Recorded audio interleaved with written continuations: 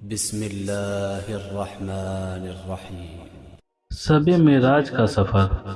اللہ تعالیٰ نے نبی کریم صلی اللہ علیہ وسلم کو ایک خاص سفر کرایا کہ مکہ سے مسجد اقصی اور پھر 7 آسمانوں سے گزر کر سدرۃ المنتہا سے ہوتے ہوئے اپنے پاس بلایا۔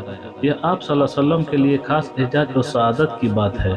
اس کے متعلق قرآن میں ذکر: سبحان الذي أسرى بعبده ليلا من المسجد الحرام إلى المسجد الأقصى الذي باركنا حوله لنريه من آياتنا إنه هو السميع البصير واحد۔ ترجمہ: پاک ہے وہ ذات جو اپنے بندے کو راتوں رات مسجد حرام سے مسجد اقصی تک لے گئی، جس کے ماحول پر ہم نے برکتیں نازل کی ہیں تاکہ ہم انہیں اپنی کچھ نشانیاں دکھائیں۔ بے شک وہ ہر بات سننے والی، ہر چیز دیکھنے والی ذات ہے۔ نبی کریم صلی اللہ علیہ وسلم حضرت ام ہانی کے گھر تشریف فرما تھے۔ اچانک آپ نے دیکھا کہ اوپر چھت پھٹی اور 2 آدمی آئے۔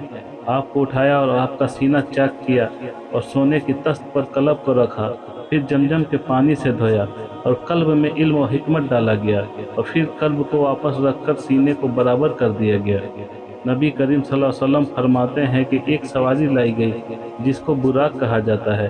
ایک خچر کے مانند جانور تھا، لیکن وہ اتنا تیز رفتار تھا کہ تاحت نظر اس کی تاب پڑتی تھی، گویا بجلی کی طرح چلتا تھا۔ آپ اس پر سوار ہو کر کچھ ہی دیر میں مسجد اقصی تشریف لائے، جہاں تمام انبیاء علیہ السلام موجود تھے۔ آپ صلی اللہ علیہ وسلم کو 2 پیالے پیش کیے گئے، جس میں سے ایک پیالے میں دودھ تھا اور ایک میں شراب۔ آپ نے دودھ والا پیالہ نوش فرمایا، پھر آپ نے تمام انبیاء کی امامت فرمائی۔ مسجد اقصی سے آسمانوں کا سفر ہونا تھا۔ حضرت جبریل علیہ السلام نے ایک سیڑھی لائی۔ سیڑھی کو عربی میں معراج کہتے ہیں۔ نبی کریم صلی اللہ علیہ وسلم اس سیڑھی پر چڑھ کر آسمان پر تشریف لے گئے۔ جب پہلے آسمان پر پہنچے تو وہاں ایک دروازہ دیکھا جو بند تھا۔ حضرت جبریل علیہ السلام نے اس دروازے کو کھٹکھٹایا۔ پہرے دار فرشتے نے پوچھا کون ہے؟ حضرت جبریل علیہ السلام نے اپنا تعارف کرایا۔ پھر فرشتے نے کہا تمہارے ساتھ کون ہے؟ حضرت جبریل علیہ السلام نے کہا یہ حضرت محمد صلی اللہ علیہ وسلم ہے، گویا آپ صلی اللہ علیہ وسلم آسمانوں میں بھی مشہور ہیں۔ تو پہرے دار فرشتوں نے فوراً دروازہ کھولا اور آپ کا استقبال کیا۔ 7 آسمانوں سے گزر اور ملاقات۔ پہلے آسمان پر آپ صلی اللہ علیہ وسلم کی ملاقات حضرت آدم علیہ السلام سے ہوئی۔ آدم علیہ السلام نے آپ کا استقبال کیا۔ دوسرے آسمان پر حضرت عیسیٰ، یحییٰ اور زکریا علیہ السلام سے ملے، انہوں نے بھی آپ صلی اللہ علیہ وسلم کا استقبال کیا۔ تیسرے آسمان پر یوسف علیہ السلام سے ملاقات ہوئی۔ چوتھا آسمان حضرت ادریس علیہ السلام سے ملاقات ہوئی۔ 5واں آسمان حضرت ہارون علیہ السلام سے ملاقات ہوئی۔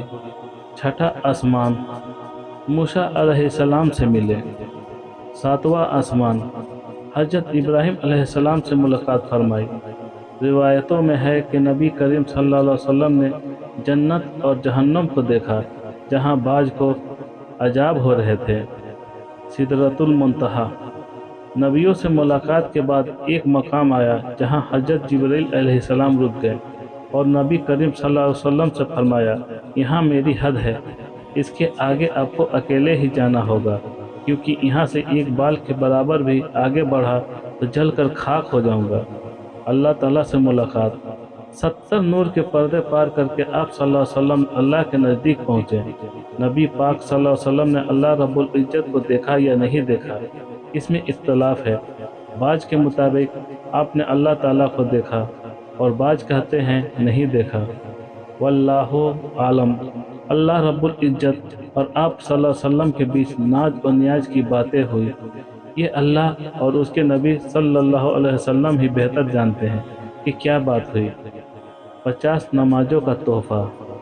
جب واپس ہونے لگے تو اللہ تعالیٰ نے 50 نمازوں کا تحفہ دیا۔ آپ صلی اللہ علیہ وسلم نے لبیک کہا، یعنی خوشی کے ساتھ قبول کیا۔ نمازوں کا کم ہونا۔ 6 آسمان پر حضرت موسیٰ علیہ السلام سے ملے تو معلوم ہوا کہ 50 نمازیں آپ صلی اللہ علیہ وسلم کو ملی ہیں۔ حضرت موسیٰ علیہ السلام نے فرمایا کہ آپ کی امت اتنی نمازیں نہیں پڑھے گی، اس لیے آپ جائیں اور کم کریں۔ نبی کریم صلی اللہ علیہ وسلم واپس گئے تو اللہ تعالیٰ نے 5 نمازیں کم کر دی، 45 نماز لے کر واپس ہوئے تو موسیٰ علیہ السلام نے پھر ارشاد فرمایا کہ آپ کی امت اتنا بھی پڑھنے سے عاجز ہے، لہٰذا آپ جائیں اور کم کرائیں۔ یہ سلسلہ چلتا رہا، یہاں تک کہ جب 5 نمازیں رہ گئیں تو آپ صلی اللہ علیہ وسلم نے موسیٰ علیہ السلام سے فرمایا کہ اب مجھے شرم آتی ہے، لہٰذا 5 وقت کی نماز لے کر کے آپ صلی اللہ علیہ وسلم واپس تشریف لائے۔ دنیا واپس آنے پر صبح جب حضور پاک صلی اللہ علیہ وسلم معراج کے سفر کا ذکر کیا تو سارے مکے والے آپ کا مذاق اڑانے لگے اور مجنون کہنے لگے۔